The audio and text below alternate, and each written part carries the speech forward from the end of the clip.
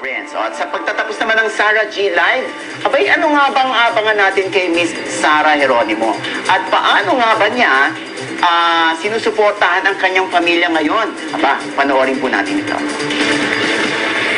Mas si Mami ngayon, mas naiintindihan niya ako na as I'm turning 25, naiintindihan niya yung kailangan ko to grow.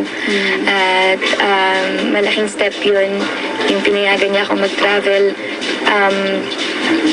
with friends na hindi sila kasama kasi nakikita din nila na talagang kailangan.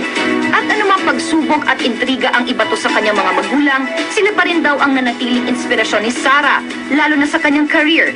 At ngayon, sa nalalapit na pagtatapos ng Sarah G Live, naghahanda na siya para sa kanyang mga bagong proyekto, isang drama anthology at ang pagiging coach niya sa The Voice. May mga projects na, halimbawa, kinakatakutan ko, pero sila yung nagpo-push sa akin, halimbawa, kasi ibang klase yung suporta nila sa akin at saka yung faith nila sa akin. Yung time na ayoko na talaga kasi lagi akong, halimbawa, natatalo or nare-reject sa mga audition. Sila talaga yung, lalo na rin yung daddy ko na nag-push sa akin na magpatuloy.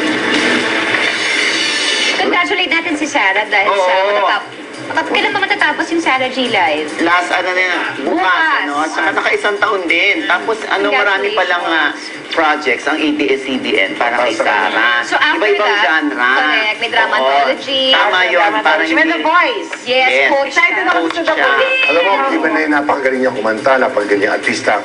Pero hanggang ngayon talaga namumupay sa kanya napakagaling at mamahaling anak siya. Oo, mabuting Kaya anak mga talaga. magulang. Very obedient. Ano masasabi mo yan? Hindi. Sabi nga, di ba, ako talaga, ha? Magagalit na naman ng mga fans. Hindi. Ayaw ko naman. Happy Chinese New Year. Happy Chinese New Hindi, baka sabihin naman nila na ako. Ako natutuwa dahil nabalitaan ko na unti-unti na siyang binibigyan ng freedom o kalayaan ng kanyang parents. So, dapat lang naman dahil benching Alam na mo, siya. thanks to you dahil ikaw yatang...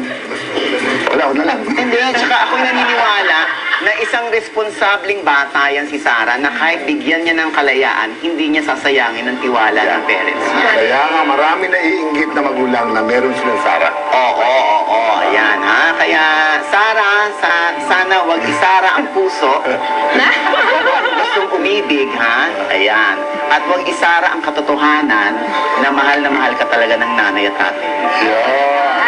Okay, tapos ito na po ang susunod. Susunod